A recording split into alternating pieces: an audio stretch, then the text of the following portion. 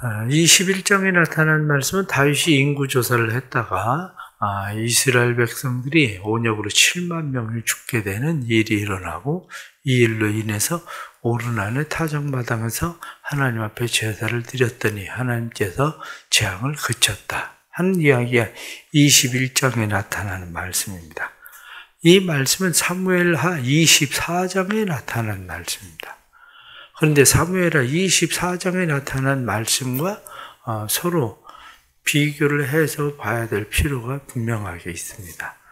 왜냐하면 서로의 다른 몇 가지 차이점들을 가지고 있는데 가장 기본적인 것이 사무엘하 24장에 나타나는 말씀과 지금 오늘 본문 역대상 21장 말씀을 보면 사단이 일어나 이스라엘을 대적하고 그리고 다윗을 충동하여 성경에 나타난 말씀 보면 사단이 그렇게 했다 이렇게 돼 있죠. 그런데 사무엘하에서 나타난 말씀은 사단이라고 돼 있지 않고 여호와께서 하나님께서 그렇게 하셨다 이렇게 돼 있어요. 그런데 이 말은 각각 다른 것 같지만 다른 것이 아니라 우리가 욥기서를 보면 욥을 시험하고 그에게 충동하게 하는 것은 사단이죠. 그런데 그는 하나님의 명령을 따라서 하나님에게 제가를 한마디로 바꾸어 하는 일인 것처럼 오늘 성경 본문에도 나타난 말씀을 그렇게 이해하면 조금 이해는 쉬울 겁니다. 근데 오늘 성경에 나타난 말씀을 보면 이 말씀 가운데 또 차이가 5절에 나타난 말씀 보면 요압이 백성의 수요를 다윗에게 보고한 이스라엘 중에 칼을 뺄 만한 자가 80만 명이다. 그리고 유다 중에 칼을 뺄 만한 자가 40만 명이었다. 여기 성경 본문에 그렇게 말씀하고 있죠. 이 80만 명과 40만 명 오늘 본문에 나타나는 이 말씀과 사무엘상에 나타나는 말씀은 서로 차이를 가지고 있다는 거죠. 이들이 분명한 차이를 가지고 있는 것은 여러분들이 사무엘상 24장으로 다시 한번 넘어가 봅니다. 사무엘하 24장. 사무엘하 24장 9절 말씀. 24장 9절 말씀, 자, 다 같이 보겠습니다. 요압이 백성의 수를 왕께 보고하니 곧 이스라엘에서 칼을 빼는 담대한 자가 80만 명이요 유다 사람이 50만 명이었더라. 여기 본문에는 80만 명, 50만 명 이렇게 되어 있는데 우리 성경 본문에 나타나는 5절 말씀에는 110만 명 그리고 유다가 40만 명 그렇게 되어 있죠. 그 뒤에 나타나는 6절의 말씀도 빠져 있어요. 6절에 나타난 말씀도 요압이 왕의 명령을 마땅치 않게 여겨서 레위와 베냐민의 수는 계산하지 않았다. 계산하지 않았는데도 불구하고 숫자는 굉장히 많죠. 훨씬 더 많죠. 아마 이것은 수기상의 의도적인 아마 다른 그러한 일이었을 거다. 이렇게 이야기하는 거죠. 의도적으로 아마 숫자를 부풀리지 않았을까. 이렇게 보는 그러한 경향이 많습니다. 그리고 뒤에 나타나는 말씀 가운데 또 우리가 보게 되는 것은 쭉 뒤로 넘어가면 25절에 나타난 말씀을 보면 그렇게 되어 있습니다. 25절 말씀에 그리하여 다윗은 그 턱값으로 금 600세겔을 달아 오르난에게 주고 여기 말씀에 턱값으로 금 600세겔을 주었다. 그렇게 되어 있습니다. 그런데 사무엘하 24장에서는 은 50세겔을 주었다고 되어 있어요. 은 50세겔. 그런데 은 1세겔은 노동자의 4일 품삯입니다. 1세겔은. 그런데 금과 은의 차이는 15배 차이가 나요. 그러면 금과 은이 15배 차이가 나는데 600세겔을 줬다. 금으로 이렇게 이야기하면 3,600일을 일을 해야 버는 돈이에요. 한마디로 한 사람이 100년 벌어야 버는 돈을 주었다는 거예요. 이 말씀을 이해하는 것은 어떻게 이해를 하고 있느냐면 사무엘상에 나타나는 말씀은 타작마당에서 제사를 드릴 때에 대한 이야기였을 거라고 봐요. 그런데 오늘 본문 역대상에 나타나는 말씀은 성전을 건축하는 것에 대한 이야기거든요. 그런데 그 후에 성전 터를 건축하기 위해서 그 땅을 샀었던, 그래서 여기 그 턱값이라고 얘기하는 것이 성전 건축을 하기 위해서 샀었던 땅값을 이야기하는 걸로 봐요. 그것은 각 지파마다 50세겔씩을 내서 600세겔, 그것을 모든 지파가 돈을 같이 내서 그 땅을 산 것으로 그렇게 보는 거죠. 정확한 것은 아니지만 아마도 그랬을 가능성이 있다. 이렇게 보고 있는 거예요. 이거는. 그러니까 이러한 것들을 볼 때에 성경에 나타난 말씀들은 서로 조금 차이가 있고 이렇게 돼도 이러한 말씀들을 좀 더 잘 이해를 하면 성경은 받아들이는데 그렇게 어렵지는 않습니다. 근데 오늘 본문에 나타나는 이 말씀들 속에서 우리가 지금 사단이 다윗에게 인구조사를 하도록 그렇게 하죠. 그런데 그것을 성경은 다윗을 충동하여, 말씀에 보면 그렇게 되어 있습니다. 충동하다, 수트라는 말이거든요. 이 충동하다라는 말은 유인하다 이런 말이에요. 다윗을 유인했다. 한마디로 다윗을 꼬셔내서 어디론가 끌고 가고 사단의 뜻, 사단의 계획대로 그를 끌고 가려고 하는 거죠. 지금 이 일이 일어날 때에 왜 이 일이 일어납니까? 그리고 사람은 충동을 받던 일에 대해서 어떤 일들에 대해서 충동받는 일, 다시 말하면 죄를 짓는 일에 대해서 충동받는 일을 사람들은 바른 신앙을 가지고 있는 사람은 쉽게 할까요? 쉽게 하지 않아요. 죄를 짓는 일에는. 그런데 사단이 우리를 유혹하고 있는, 유인하고 있는 중요한 것 중에 하나가 뭐냐면 나를 드러내는 거예요. 다윗이 이스라엘의 왕이 되었을 때에 이제 노년이 돼 가거든요. 나를 드러내고 싶은 거예요. 내가 그동안 지금까지 해온 일에 대해서 드러내고 싶은 거예요. 그러니까 인구조사를 해서 우리의 백성의 수가 60만의 사람들이 왔는데 지금 내가 왕이 되고 나서 우리의 숫자가 얼마나 늘어났는지를 드러내고 싶은 거예요. 이것은 예수님께서 광야에서 시험을 받았을 때 똑같아요. 예수님께서 시험을 받으셨을 때 돌을 가지고 떡을 만들어라? 아니면은 성전 꼭대기에서 뛰어내려라? 이게 다 무슨 얘기인데요? 너를 드러내라. 그거거든요. 죄를 짓는 것보다도 때로는 우리가 충동을 받을 때 나를 드러내고 과시하고 싶은 거예요. 근데 이게 사람들이 쉽게 넘어가는 거예요. 그걸 우리는 교만이라고 얘기하는 거예요. 교만이 왜 하나님 앞에 악한 죄가 되냐? 그 이유는 간단해요. 교만이라는 것은 하나님을 드러내야 될 때 하나님을 드러내는 게 아니고 나를 드러내고 싶은 거예요. 내 힘, 내 능력을 과시하고 싶은 거죠. 더욱이 내가 어떤 힘을 가지고 있을 때에 다른 사람에게 무시를 받았다고 생각을 해봅시다. 그럼 어떤 생각이 듭니까? 나는 죄를 짓는다고 생각하지 않아요. 죄를 짓는다고 생각하는 것보다 내 힘을 드러내보고 싶은 거예요. 그 사람에게. 그래? 내가 어떤 사람인지 너 잘 모르나 본데? 내가 어떤 사람인지 너 한번 볼래? 이런 거죠. 왜 사람들이 다른 사람들에 대해서 무시를 받을 때 못 견딜까요? 그리고 어떤 일들을 저지를까요?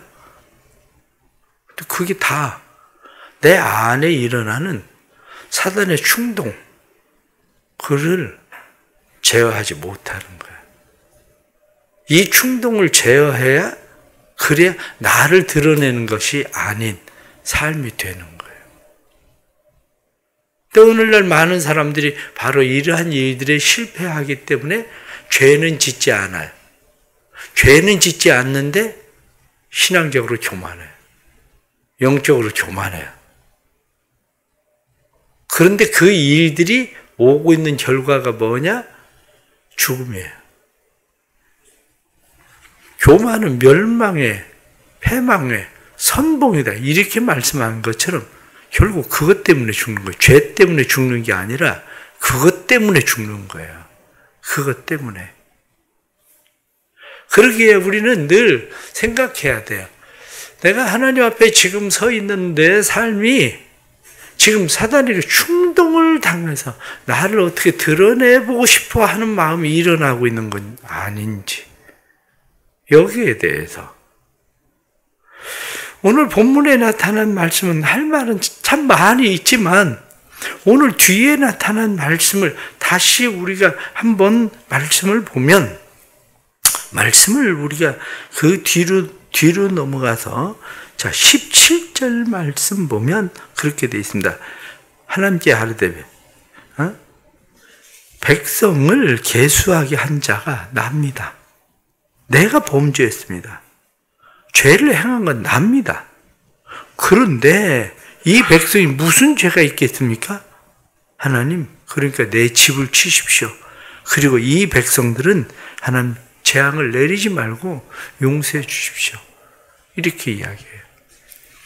여기에서 다윗은 아라우나 타작마당에 가서 제사를 드려요.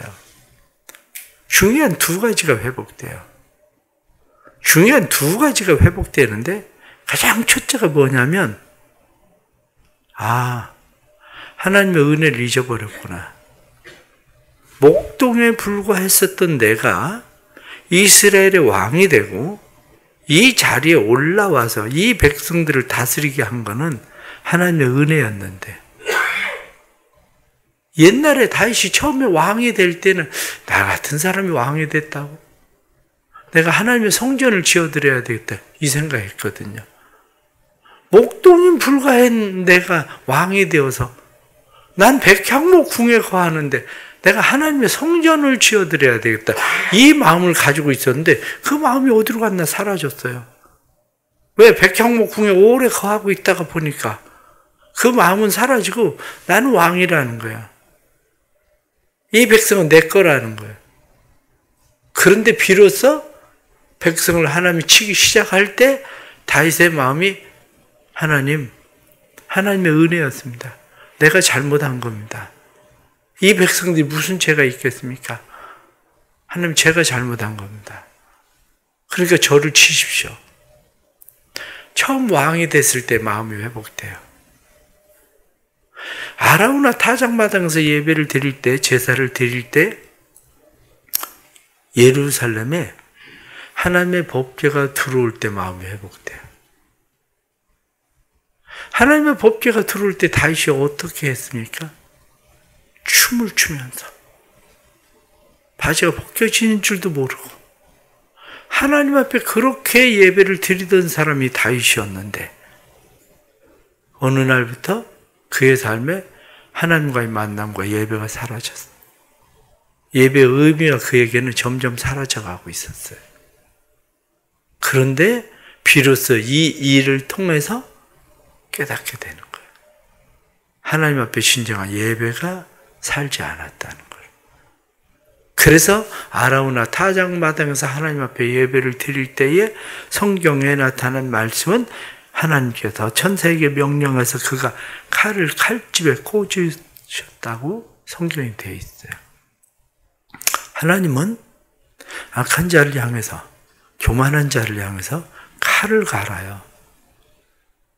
하나님이 칼을 갈도록 만들 건지 하나님이 갈던 칼도 꽂게 만들 건지 그건 나한테 달려있는 거예요. 그거는 내가 하나님 앞에 어떻게 서느냐에 따라서 하나님이 내게 칼을 갈든지 은혜를 망각하고 교만하게 살기 시작하면 하나님 우리를 향해서 칼을 가르실 거예요. 그 칼을 들면 그 파장이 어떻게 일어나는지를 내가 감지하지 못하고 있는 것뿐이에요. 다윗은 그 파장이 7만 명의 사람들이 죽을 거라고 생각지도 못했어요. 주변 사람들이 요압이 그렇게 하지 마십시오. 성경 사무엘상에 나타난 말씀을 보면 이 일로 인해서 요압이 그저 늦추고 그저 늦게 한마디로 어떻게 하면 인구조사를 천천히 해볼까, 그리고 인구조사를 천천히 해서 9달이나 걸리게 그렇게 인구조사를 해요. 그런데도 불구하고 말 안 들어요. 교만해지면 나 말 안 듣습니다. 그런데 그 파장, 그걸 생각하면 내가 하나님 앞에 칼을 갈게 만들 건지 칼을 꽂게 만들 건지는 내가 결정해야 돼요. 그러면 그걸 결정하는 게 뭡니까? 은혜를 회복하는 거예요. 다시 은혜로 돌아가는 거예요. 그걸 결정하게 만드는 건 예배가 회복돼야 되는 거예요. 다시 하나님과의 관계 속에서 내가 하나님 앞에 그렇게 감격스럽게 예배를 드리던 그 예배가 회복되는 삶이에요. 그것이. 오늘 주시는 말씀은 우리에게 많은 말씀들을 하고 있지만 이런 많은 말씀들 가운데에서 우리가 몇 가지 생각만 해도 하나님께서 왜 다윗에게 그렇게 하셨는지를 다시 알게 돼요. 왜 하나님은 다윗에게 굳이 이렇게까지 하셨을까? 무슨 얘기입니까? 하나님은 우리에게 굳이 그렇게까지 이렇게 생각할 수 있는 일들을 하셔요. 하나님은. 또 하나 결론적으로 말씀을 드리면 다윗의 실패가 또 하나님의 새로운 시작이 됐다는 거죠. 여기에 여호와의 성전을 건축하게 되는 거죠. 여기에. 아라우나의 타작마당, 오르난의 타작마당이라고 하는 이곳이 다윗이 하나님 앞에 제사를 드리고 다윗이 하나님 앞에 제사를 드린 것만이 아니라 이곳이 성전이가 되고 이곳이 예수 그리스도의 십자가가 세워진 갈보리가 되고 그러는 거예요. 결국 우리는 십자가를 세우는 거야. 십자가를 세워야 사는 거야. 오늘 또 말씀 하루 생각하면서 이 말씀 속에서 또 하루를 거할 수 있길 바랍니다. 기도하겠습니다. 하나님 아버지, 처음 마음을 잃어버렸습니다. 처음 마음을 잃어버려서 왕이 되었을 때 처음 마음도 잃어버렸습니다. 하나님의 법궤가 예루살렘에 들어오던 마음도 잃어버렸습니다. 그때 하나님 앞에 기뻐 뛰놀며 제사를 드리고 예배를 드리던 그 마음을 잃어버렸습니다. 우리의 삶의 은혜를 베풀어 주셔서 다시 하나님 앞에 새로움으로 시작할 수 있도록 주님 도와주옵소서. 새롭게 시작하는 우리의 마음을 열어주셔서 하나님의 은혜 망각함이 아니라 어떻게 하면 나를 드러낼까, 나를 내세울까 하는 교만의 마음들을 꺾으시고 우리로 하여금 겸손히 하나님 앞에 다윗이 베옷을 입고 엎드리던 것처럼 베옷을 입고 예루살렘에 하나님의 법궤가 들어올 때 기뻐 뛰놀던 것처럼 그렇게 예배자로 다시 하나님 앞에 설 수 있도록 은혜를 베풀어 주옵소서. 삶에 힘들고 어려운 재앙을 만난 사람들, 고난을 만난 사람들, 전화 위복되는 은혜를 주옵소서. 비록 다윗이 실수했지만 그 실수를 넘어 하나님은 그곳에 하나님의 성전을 세우게 하시던 것처럼 우리의 실수가 오히려 하나님의 거룩한 성전을 세우는 일이 되게 하시는 하나님의 축복이 되게 해 주옵소서. 그곳에 예수 그리스도의 십자가의 갈보리가 우리의 삶에도 세워지게 해 주셔서 그곳에서 주님의 갈보리의 십자가를 다시 만나게 하시는 은혜가 나타나도록 도와주옵소서. 교회가 공동회를 앞두고 기도하는 일들 속에 하나님 함께 하시고 그러한 일을 통해서 하나님 영광을 받으시는 은혜가 교회 안에 나타나도록 도와주옵소서. 일천번째 예물 드립니다. 믿음으로 드리는 예물 받으시고 하나님 이 예물이 다윗이 하나님 앞에 엎드려 오르난 타작마당에서 드려지던 제사와 같은 제사 되게 하여 주옵소서.